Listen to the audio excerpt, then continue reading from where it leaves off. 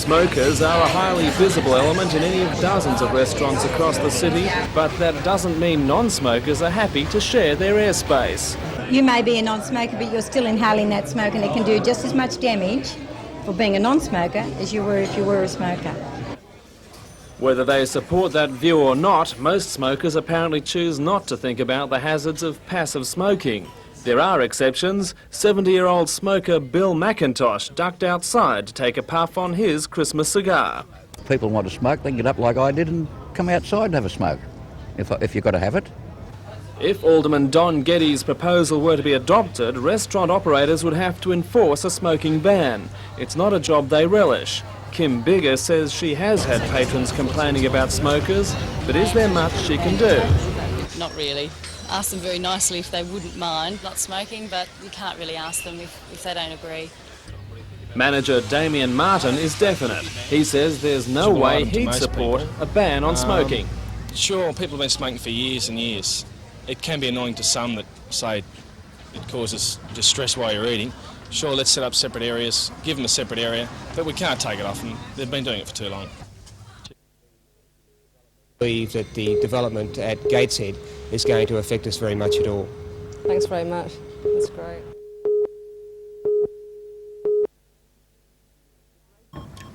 The Greater Union Metro Drive-In faces dramatic changes if the ambitious project goes ahead. The complex will feature huge expo-style pavilions to house market stalls and a central plaza for entertainment. Both Belmont and Charlestown Chamber of Commerce's agree that the already saturated retail market can bear no more. We don't need markets in this area. We certainly don't need any more shopping centres, because the dollar can only stretch so far, and as it stands now, Charlestown is going to be the biggest shopping centre around this area. All it's going to do is bring up some Sydney people who are wanting to sell their odds and sods goods. They will be the ones that will hire the space at the markets. The money will go back down to Sydney. If you buy there, what's the story on warranties and so on and so forth? It's something that's absolutely ridiculous. Plus the fact that there's heaps of markets in Newcastle now that are dying. But Charlestown Square Centre manager Chris Ford does not see the plan as any threat at all. Well, as you can see, we're a regional shopping centre of 150 stores, including in April a new Grace Brothers department store. We don't believe that the development at Gateshead is going to affect us very much at all. Investment returns of $2 per $1,000 invested.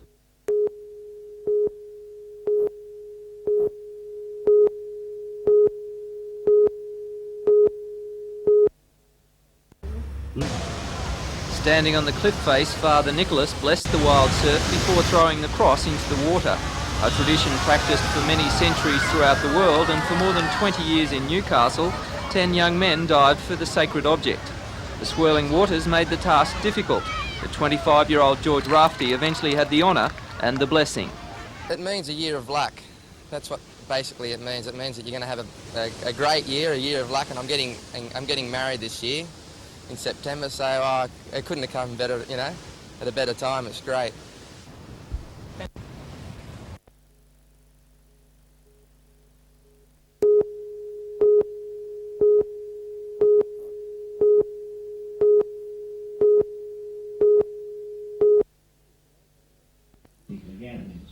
The official opening of the second linear accelerator for the radiation treatment of cancer sees the completion of a 4-year program to enhance the hospital's oncology services. Mr. Collins observed one of the state's success stories for health. Much of the money for the project was raised through public donations in 2 NBN telethons. They paid for the first linear accelerator and a computerised scanning system, which was also open today. Mr. Collins complimented the people of the Hunter for their fundraising efforts, which established an Australian record of $1.75 million in a single telethon. And that is a remarkable achievement, and I think strong evidence of the community spirit that exists here in Newcastle that I would like to see exist everywhere else in New South Wales. The Minister also announced the government's Capital Works allocation to health in the Hunter this year of up to $70 million. Much of the money will be absorbed by the Rankin Park Hospital project, which is becoming the biggest health project in the state. Mr. Collins says this is part of the government's program to decentralise health services. Certainly it indicates a strong commitment by this government to the ongoing needs for health services in this region. Basically, we want people who can be treated in the Hunter treated here. We don't want to drag them down to Sydney. It's less convenient to them, it's less convenient to their families, and it's ultimately more costly. So we want to see medical services, hospital services, decentralised from Sydney, and obviously the place where you begin that process is in Newcastle. Mr. Collins continued his tour of the Hunter, inspecting facilities at Singleton and Newcastle hospitals, and later opening a private hospital and medical centre at Toronto.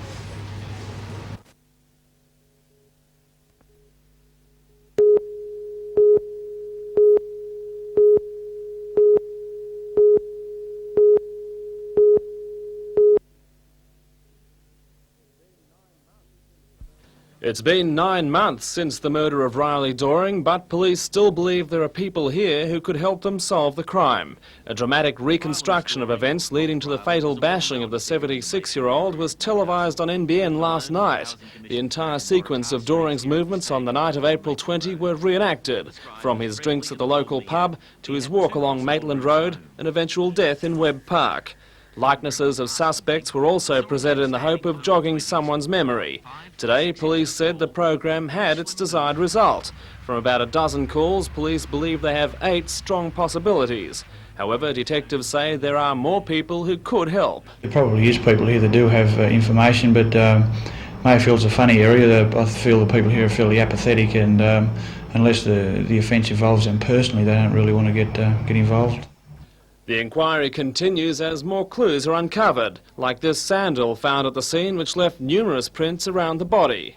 There's a few lines of inquiry that are still being investigated, and hopefully down the road we might be able to apprehend someone.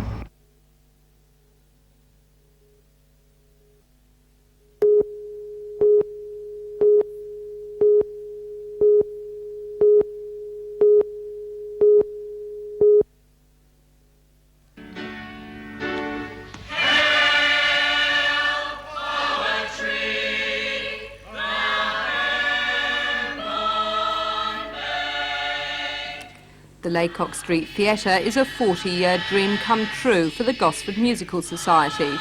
After a series of unsuitable venues and then a school auditorium, the Society now enjoys the top facilities of the $2 million community theatre, which opened last September. The next few months will see performances by the Sydney Symphony Orchestra and Roger Woodward.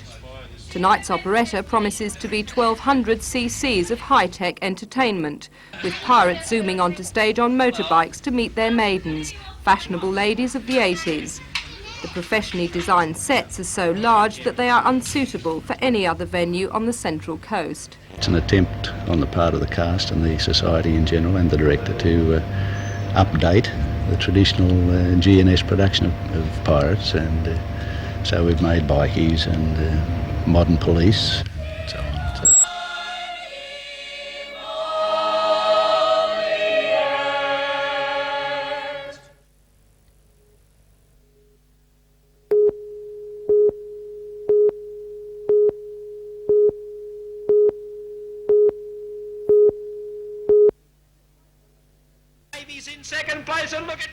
It's the first time that Newcastle will host the Australian solo title, and there's a chance that the locals may quinella the event.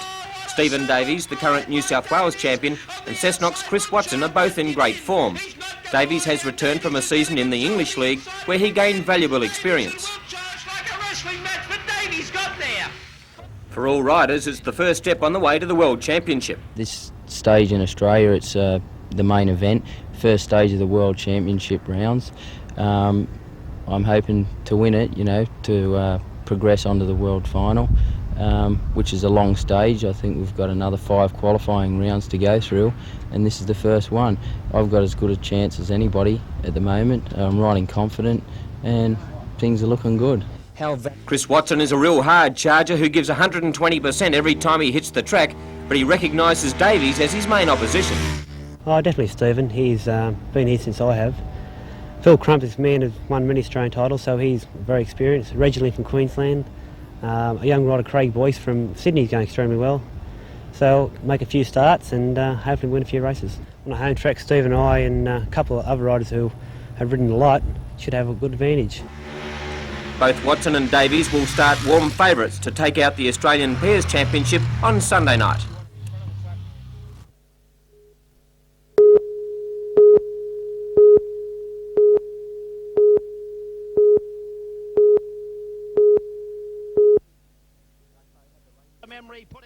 Duckbow had the race in its keeping in the home straight, with jockey G. Robson giving him a tickle up near the line to make certain of the win.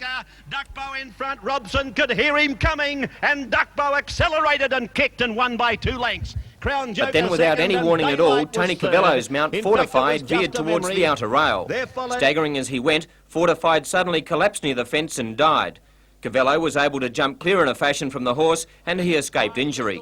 Fortified was a very promising 3-year-old from the Hyperion Thoroughbred stables, having 2 wins and 5 placings from 9 starts.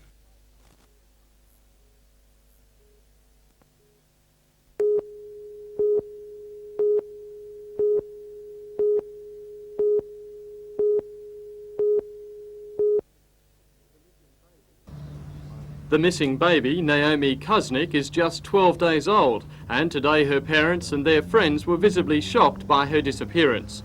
Police were told the child was missing early this morning, but their only lead is this woman, the child's grandmother, Pamela Johnson. Mrs. Johnson arrived to visit the young family at their Hamilton home yesterday. Police say the two talked until about 1 a.m. An hour later, the mother fed the baby for the last time and settled her down to sleep. When she arose at 8:30 the next morning, she was horrified to discover both grandmother and baby were gone. Hamilton Railway Station is close to the family's home, and police believe Mrs. Johnson may have taken Naomi and caught a Sydney-bound train. The baby has a medical condition which requires attention every 3 hours, and her parents fear that unless she is found soon, she could become seriously ill. With little to go on, Detective Sergeant Jeff Wright is appealing to the public to help find the baby's grandmother. Well, the person we're looking for is a 41-year-old woman. She's about 155 centimetres or 4'3", of solid build, fair complexion and fair to light brown shoulder-length hair. Late this afternoon, with still no sign of Mrs. Johnson, the baby's mother, Lisa Hutton, added her voice to the appeal for information. Anyone at all that can help, you know, as long, like if they see her, or, you know, just try and get the baby to the hospital because it needs a feed. It can be very sick.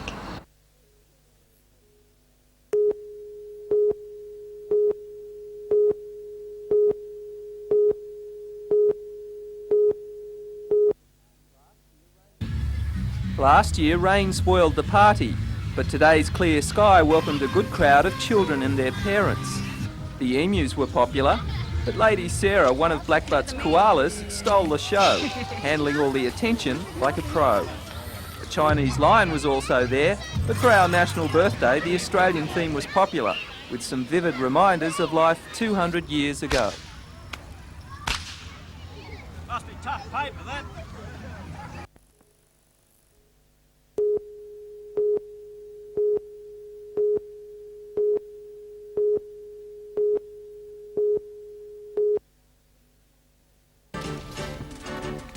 The life of a new champagne began today when the first bunch of grapes were picked for McWilliam's Mount Pleasant winery. Tremendous demand for Hunter wines is prompting new growth for the vineyards. For all the news, join us tonight at 6.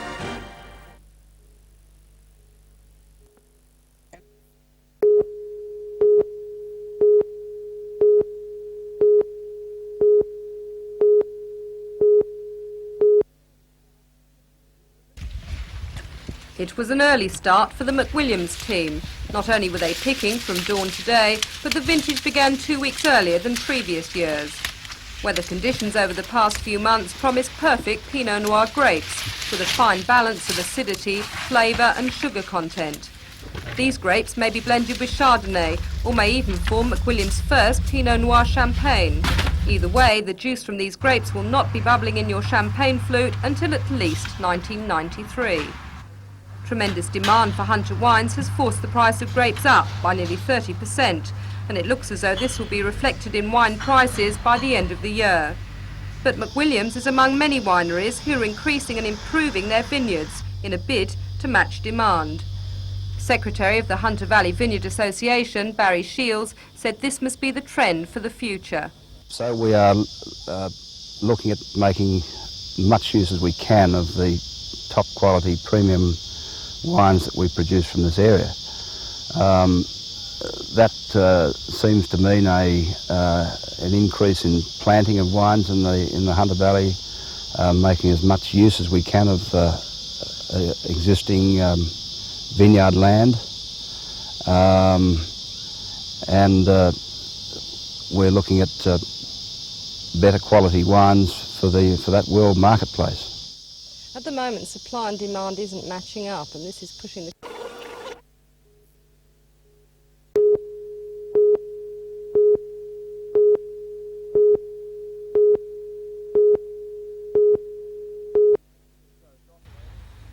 Coach operators and Newcastle City Council agree the present set-down point on Watt Street was chosen from necessity. The loss of the J's terminal meant coaches had to find an alternative in a hurry. But Watt Street is far from adequate. Drivers have trouble parking their buses and passengers have few facilities. It's not really the heart of Newcastle, it's more the quieter end of town, and we are concerned that for some of our services that come through in the late night and early morning, that passengers could be placed at some sort of risk, and as well as the climatic conditions, and we wouldn't want them to be have to face those sorts of circumstances. We want a proper facility. Operators representing 6 coach services inspected the site and agreed something better is needed. They propose building a $1 million terminal, possibly in Broadmeadow, through a private developer. The idea was reportedly well received by Newcastle City Council. Meantime, the council and the operators have agreed to seek an interim terminal in the CBD, which offers a little more comfort and security for passengers.